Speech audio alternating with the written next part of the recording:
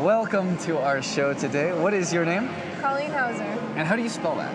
We spell it Colleen and last name Heauser. All right. What is it that you say that you do? Well, right now we're touring as far as we can get, and we're playing country pop music. Got a 4-piece band together, and yeah, just as trying to entertain the crowds and get people involved and in for an experience when they come see us. And since we usually talk with people in the line dance community on this sort of show, podcast, whatever you call it, what would you say is your relationship with dancers at your shows? Dancers are what keep the crowd and us going. So when people are enjoying themselves on our shows, they're typically dancing. A lot of the times when you're playing country music, they're doing all the line dances. And it's just, for us, it's super exciting to watch because it's our music being put to dance and something that we can visually see them excited and being involved with. Sort of like singing back to us. It's their way of singing back to us through dance. So you mentioned country pop. What does a typical set list look like for you over the course of either an hour or 3 hours, however long your set happens to be? We're a little over the place, but typically we're playing the newer pop stuff. We've got Thomas Rhett and we've got like Taylor Swift, so she's kind of crossover. And then we've got Meghan Trainor, all about that bass. So we're a little over the place, and sometimes we'll throw it back to the Beatles, and we just try and do a broad range of different songs that the majority of people would like and relate to and be able to dance to. How did you get started in this? Well, I started writing songs, and that's really what got me started in the music business. I always wanted to share my songs with people, and people took a liking to it, so I decided to keep going, and here I am now. When was that you started? I started about a little over 3 years ago. Wow, and you're already out touring everywhere. I say touring lightly, but yes, we're working on a tour. Hopefully next year we'll be out of California and Nevada area. Actually, we're looking at Oregon for the beginning of the year, so that's exciting. Where have you hit so far along your tour circuit? We're playing a lot of the casinos and bars, country venues in the greater Sacramento area. We've gone as far up as, in California, up as Alturas, and as far down as like Los Gatos area, down in the Bay. We played Daly City at the rodeo. That was super cool. Yeah, that's true. And headed to Nevada next month for a bunch of casinos up there, so it'll be fun. Daly City. A lot of people don't even know. I'm from Daly City originally, so it's very exciting to hear when anybody actually says the word Daly City, and not just like, oh, it's near San Francisco. You've probably never heard of it, but like, no, I have heard of Daly City. I'm from there. Anyway, so that's my little hometown connection. What would you say you've observed at a lot of these gigs in like the people who show up, the songs that really resonate with people? It's always kind of different, different venues and different people. So a lot of the times, honestly, we're playing to people who are there on their Friday, Saturday night looking to have a good time. They're typically drinking, and that's what keeps us going too, is that excitement. You know, if we're playing to a bunch of people who are just kind of like not really into it, or they're not having fun, we're not having fun. So the more excitement that's going on, the better. There's usually always like the really drunk person, the almost obnoxiously drunk person. That's usually a little later in the night. There's usually always the one person that is super into us, like won't take their eyes off of us, comes up after the show and is like, I connected with your lyrics, or I love that song, it's about me and my husband, or whatever it is. And then there's typically just like the crazy party people who really, I mean, those are the exciting like times for us when people are really excited and into it and ready to party, I guess, you know. Which of your songs do you think, from what you've seen and heard, most people have had connection with? I have a song called Dancing in the Rain, and people really like to dance to that one. Go figure. Mm-hmm. So like seeing them dance, I can tell that they are into it that way. Lyrically, I've had a lot of people connect with Show the World, which That's kind of like what I push to be my anthem. It's about believing in yourself and what matters to you in this world. To me, it's love and the kind of love you share with the rest of the humans on Earth. And I've had a lot of friends and people in general just be able to connect with that one. So it's honestly the best feeling in the world to have someone connect with lyrics that you like wrote in your bedroom, you know, on a Tuesday.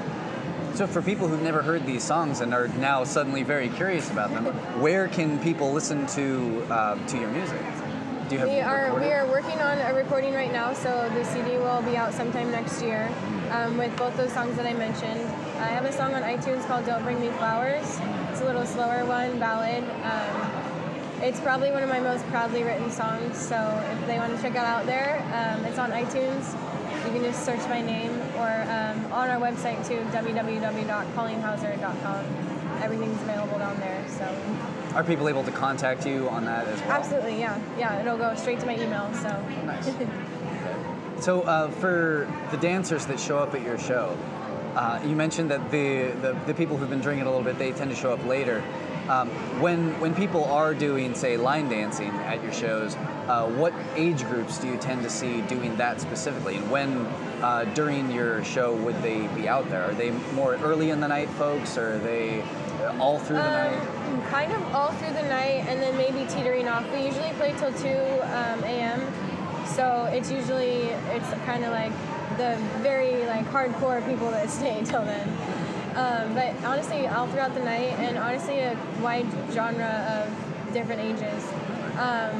It kind of depends on the venue a bit. Sometimes if it's more like hip joint, there's a lot more younger kids there, which is cool to see that they're keeping up with the line dancing and swing dancing as well, two-step and all that good stuff. And a lot of the times it is an older crowd that is doing line dance, or even that is calling the line dances out. So they'll start it and then people will follow. And as I think younger people have seen more dances, they're more inclined to step in when somebody else is like calling the song, or the dance, I should say. Which of your songs tend to draw the most people out to the dance floor?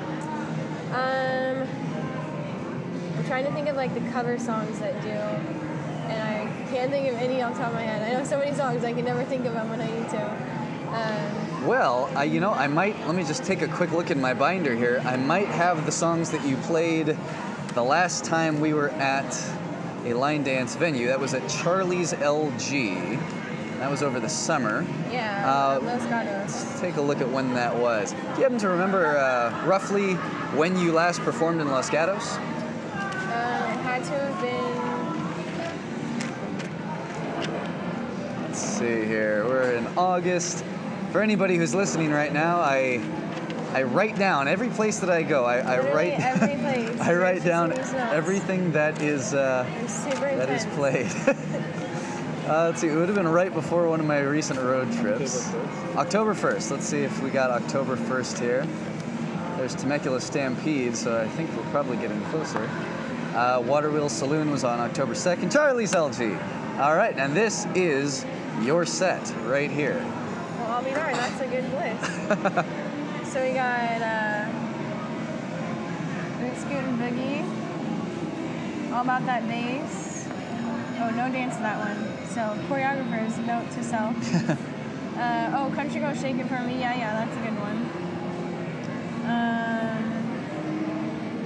We can do the Tush Push too. Yes, I guess the DJ was playing Firecracker when the band went on break.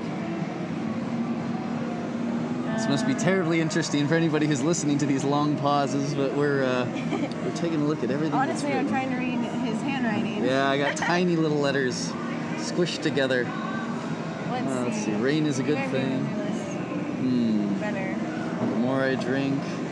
Let's just say people who are interested in certain line dances, like let us know through the website. You can contact us, and we'd love to look into it and learn what songs would go with it. Do you accept requests?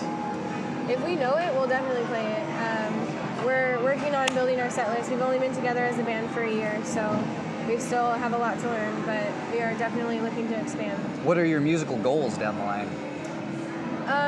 That's really hard to answer. I guess like I said, my favorite part is connecting with the people in the crowd. So the more that I get to do that is my biggest goal. That's definitely my intention when I go on stage anytime. Whether sometimes it happens in the smallest venues, like tonight, for instance, and other times it's in a huge, ginormous venue at a rodeo. So the more that we get the chance to do that is definitely my goals throughout all this musical journey. Have you had any especially memorable people that you've seen at any venues? They're like countless. I can't even tell you. Really? Yeah. Usually there's, like I said, there's always one person that will come up at the end of the night and almost put me to tears by their nice words because they tell me they connected with it or that song was written about them, and I was like, yes, it was. Yeah, there's usually at least one person that really just makes the evening. Sometimes not, but sometimes there's like 50, so you never know.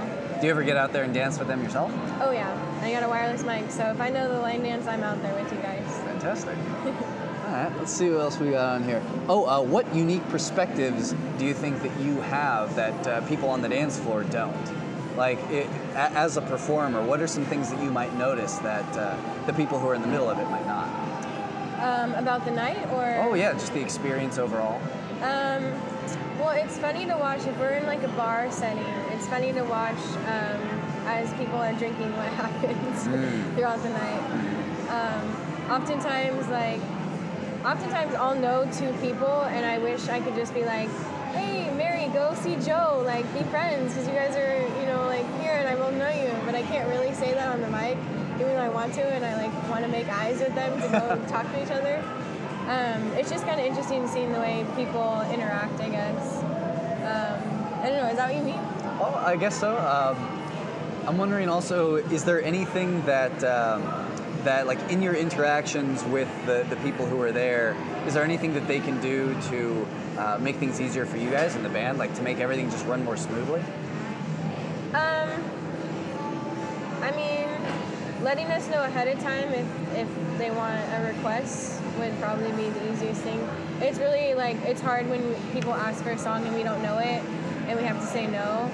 And sometimes people like think we're lying or whatever. It's like, we really don't know the song. And sometimes I've never even heard of it. So I guess that would be the biggest thing. Just like that kind of stuff. Yeah. Okay. Is there anything that the venue owners can do to make things easier for the band? The more organized the venue and the more like ahead of time I talk to either the sound person or whoever's in charge, who's going to be there that night, whether it's bartender, whoever it is. The more ahead of time notice I know what's going to happen, the more smoothly the night runs. It's when I don't know anything, I don't know set times, oftentimes, especially if it's like a bigger show and there's like so many people involved, I get it, it's chaotic, but the more information you can get ahead of time, it's always a lot easier on us. Have you collaborated with any other artists in your musical journey so far? I'm working with these guys right now. They're in a band called Heroes Last Mission. I'm working with 3 of them on doing some co-writes, so that's been really cool. They're not exactly country genre, but they're like working on writing to country genre. So we'll see where that leads. We've got some good stuff so far, I think. So. Are there any songs that you've performed that people have not done a line dance to that you think, oh, why hasn't someone done one to this? It's like perfect. It could be one of yours, it could be somebody else's. A request that you would have for choreographers out there to get on. Oh, okay. You put me on the spot here. Thinking on your feet. I know. The only one I'm thinking is Mess Is Mine, but I think I'm biased because I just love playing that song. Mm-hmm. And it's not country, but it does have a good beat that, I don't know, if you're a choreographer that can get clever, you might be able to come up with something. And that's Vamp's Joy. Okay. Let's see. Let me take a look at my list. Oh, what looks like an ideal night for you? Like when you are setting out to go into a venue and you're thinking about, how everything could go perfectly if ABC, what would the best possible singing and dancing kind of a night be like for you? From top to bottom. Top to bottom. And alternatively, if it helps you think about it, what would the worst possible experience be where everything goes wrong and you think, I'm just done. I can't do this anymore. Night's over. I'm just thinking, like, honestly, the more organized the night is, the better. When things are, like, chaotic and, like, sound check isn't done and I don't know how things are going to sound, I don't know how things are going to be set up, I don't know, like, what I'm going to wear. That's huge, what I'm going to wear. It's like a huge process. Like, those are the kind of things that just make everything really chaotic. The biggest things are just, like, I think appearance, sound, and then, like, what's happening on stage. At least from, like, a band setting, you know. It's just kind of part of the game that we play in the industry. Guess so. Now, you played at the Ace of Spades recently, and it sounds like that was a pretty good experience overall. Would you be able to talk us through how all of that went? Because I was not able to, I just tapped my own microphone. I wasn't able to be there myself, but I'm curious, if you could, like, paint a picture for everybody else who wishes they were there, how did that night go for you? It was phenomenal. It was, like I said earlier, it was one of the top moments in my career thus far. It was an opening spot for Dan and Shay, and it was 30 minutes long set, so I thought very carefully about what I was going to play and wanted to give everyone kind of like a mix of my own songs, and then played a Thomas Rhett song, If I Die a Happy Man, but I have to change it to Happiness because I'm a girl. And the crowd on that song, they like sang it all back, like every word, and it took everything in me not to start bawling, because that's one of my biggest dreams, like have a crowd sing back songs with you. So that was like the peak of the night. So the venue itself, like everyone was amazing, staff was awesome. It was 1019 The Wolf's show that they put on called Acoustic Christmas. So they do it every year, and everyone at the station is just awesome and really easy to get along with. A little chaotic because you don't know what's going on exactly. It's a bigger venue. There's a lot of people involved. How many would you say? Well, I would say at least like between the radio station, Ace of Spades, and then the performing, there was at least 50 people with some kind of hand in what was going on that night. Oh, I thought you meant like there's a lot of people involved, like everyone who showed up, like numbers. Oh, amount of people that showed up, gosh, there had to have been like, I would guess around 300. Wow. So it was really cool, yeah. Yeah, I hope I'm right with that number. I really have no idea. Where would you want to go next as far as a venue that you've got your eye on? You just like, you want to get in there, you think you're ready for it, the band is ready for it? My like biggest goal as far as venue would be to play Country in the Park, which is in Sacramento at Cal Expo. Or typically it's at Cal Expo. They like to change things. It's been at Cal Expo, so playing at that would be like the pinnacle. And you also mentioned people singing back to you. Have you gone to any venues often enough so that they can sing back to you your songs? Like, do people know your songs well enough? Yeah, a few people. People that are really like big fans or have gone and bought like Don't Bring Me Flowers online, it's just really flattering and humbling, you know. What is the best way for fans to show their appreciation and show support? I guess just coming out and supporting us. If you can't make it to a show, if we're not near you, like, as stupid as it is, the venues look at how many likes you have on Facebook, so that kind of stuff. And when you like our page, it'll help keep us in contact with each other, and you can talk to me directly, it goes right to me. And I'm usually pretty good about getting back to people, so. So if perhaps less specifically line dance, what is your relationship with dance and history with dance? Well, the band I was with previous to this band, that my guitar player's wife was a huge line dancer. So on all the breaks and even like during the sets, I was on the floor dancing, and I just kind of picked up all these dances.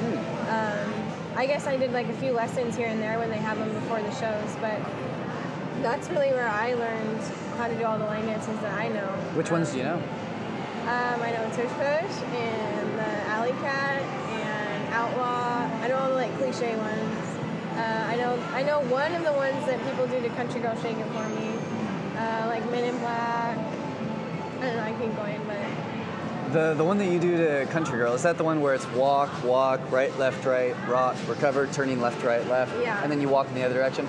Yeah. I believe that one's called Country Girl Shake, very popular in Southern California. Okay, right on. So what is it that you enjoy about line dance? I like that I get to control what's going on. And it's more like you're more free in what you're doing. So if you're doing the electric slide, you can throw a twirl in to spice things up or whatever, you know. It's not partner. I guess that's what I like about it. Although I love dancing with a partner as well, but you know, it's just different. Do you have a favorite dance? What's the one where you cross, kick, That might be Men in Black. Cross and kick, cross, kick, turn around, heel, quarter, turn, heel, Okay, yeah. plus, clap, bounce to the right. Okay, I like that one. All right, yeah, that one is Men in Black. Ballroom Romeo is cool too because that one goes to a lot of stuff. But True. Yeah, Ballroom Romeo is very popular in the Sacramento, Davis area. I think I've seen less of it in Southern California, but I think they still do it as far as north as Reno, like north and east. It's interesting seeing like where certain ones are more popular than others. Yeah, totally. Is there a place that you've been that you feel was like the most conducive to dancing, where you had the best dance experience? I always really enjoy dancing at Stoney's Rock and Rodeo in Sacramento.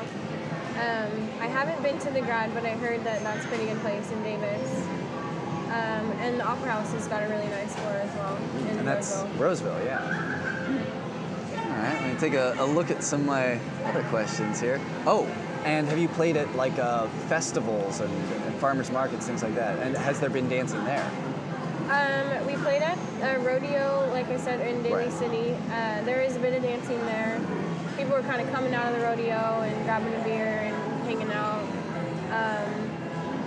Honestly, there wasn't a lot of line dancing, which was surprising. Oh, interesting.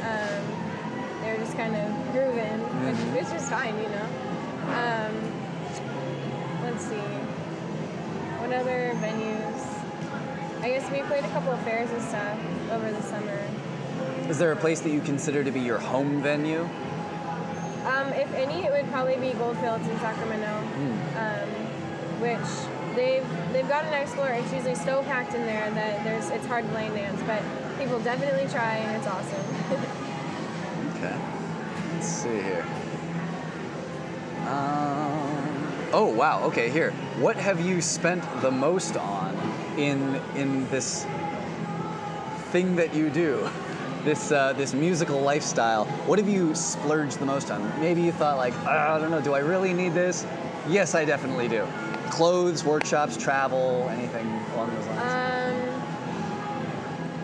Well, so my guitar is definitely the most expensive thing that I own. Oh, what do you play? A Taylor. Yeah. But the wireless that I have for it wasn't necessary, but it's really cool to have a wireless guitar. So that's probably like the splurge that I've gotten. Pretty much everything else is out of necessity. I'm on an artist budget, you know. Yeah, how do you take on the obstacles that come up with this kind of lifestyle? Like, what has been among your bigger obstacles, and how did you surmount it? Honestly, my dad and my family help me out a lot. I lean on them for a lot of things, emotionally, financially, all that. So I owe my dad some money. Let's just say that. And if anything ever happens and I make a lot of money, it'll have to go back to him, and he'll have a good retirement. So financially, it's definitely on them. Otherwise, I mean, the guys in the band are amazing. They've helped me through this whole last year, and I definitely wouldn't be where I am without them. Are there any recurring challenges that you tend to experience as part of all of this? I guess just remembering this is a job and this is a career and a passion, and like how that all fits together. So, sometimes if we haven't spiced the set list up in a while, things could get old and dry, and I'm not putting my heart into the song like I would normally. So, and especially if we're in a bar and it's playing to an empty room on a bar stool, for tips or whatever it is, I just have to keep in mind, why I started and what it means to me. Which it's easy to go back to when I think of it like that, but it's just a battle all the time, For people who are just starting out from having their 2 songs that they sing to their cat, like, what are some things that you wish you knew getting into this that could save them a lot of time and trouble? I would say that it's not necessarily what you know, it's who you know. So networking is huge. Like getting out and meeting people, the right people, which is often hard to know if they're the right one or not. But I think you just have to use your gut, your best judgment when it comes to that, and be smart about it. Like meet in public places. Don't disclose too much information until you know someone. But yeah, networking is huge, and meeting the right person that's going to be able to help you along the way. That's what's been the quickest path to success for me. That and just getting out there. Like I played for free a lot of times, especially when I first started, and it is what it is. I mean, you don't want to play for free all the time because you have to. This is your job, and you want to make it your job. So eventually, you are going to have to make some money. But starting out, definitely like open mics, play for free if it's the right venue for you, and it seems like a good opportunity. I mean, just being humble and be who you are. That's been the biggest advice I think I could give someone. What's your process for getting gigs? I actually go through an agency, so they take care of like 98% of what we book, which is very nice. And would that be easy for somebody who's never gone through an agency before, never approached one, but wants to go out and play? Is that easy for them to get into? I wouldn't say that it's easy. I think I definitely paid my dues before I met them, and I'm still paying dues right now. Don't get me wrong. But How so? I mean, if you're working for an agency or with an agency, they're going to put you in some smaller venues to see how you do. They're going to put you in the lower level casinos, and then finally you get up to the good one, or the better paying one, really. And eventually they'll throw you a Dan and Shay gig, and it's awesome, But I mean, it's work. There's no 2 ways about it. But you got to keep doing it and proving yourself that you're worthy and you're professional. And as a songwriter, what is your process for coming up with new songs? That's always different. Oh, really? Yeah. Sometimes it comes to me in the middle of my sleep at night, and sometimes I have to sit down and force myself to write. It's literally always different. Sometimes it's the music, sometimes it's the lyrics, sometimes it's the melody. It's always different. You just gotta go with it. Well, coming off of your set from earlier, I definitely want to be respectful of your time. Just a couple final questions. What request or ask would you have for the people listening? Predominantly, probably in the line dance community, but possibly anybody who's Googled your name. Is there anything that you would ask of the people out there? Come to a show and say hi. We'd love to meet you. And how would they interface with you again? We mentioned it earlier, but just head to our website, www.colleenhauser.com. Facebook, Instagram, Twitter, all that good stuff. We're on all those. So. And usually I would ask for people who've done a bunch of dances before, like which one they would recommend that everybody learn. If you have an answer to that, feel free to go for it. Tush Otherwise, Tush Push. Everyone should learn. Okay, so Colleen Heauser recommends everybody learn Tush Push. Is there any song of yours that you think everyone should look up right now? The one you're most excited about, the one you feel is representative of you, the one they should Google. Which one is that they should look up? I would definitely say, it's between Show the World and Dancing in the Rain. There's videos of both of them on YouTube. Either one. Probably Dancing in the Rain for the line dance community. There's a dance to that, and I hate myself for not knowing it. But it's a test, so all of you guys, if you go listen to it, figure out the dance, and then I'll see you at a show. Fantastic. All right, well, thank you again for coming on our show, and good luck on the circuit. I appreciate it.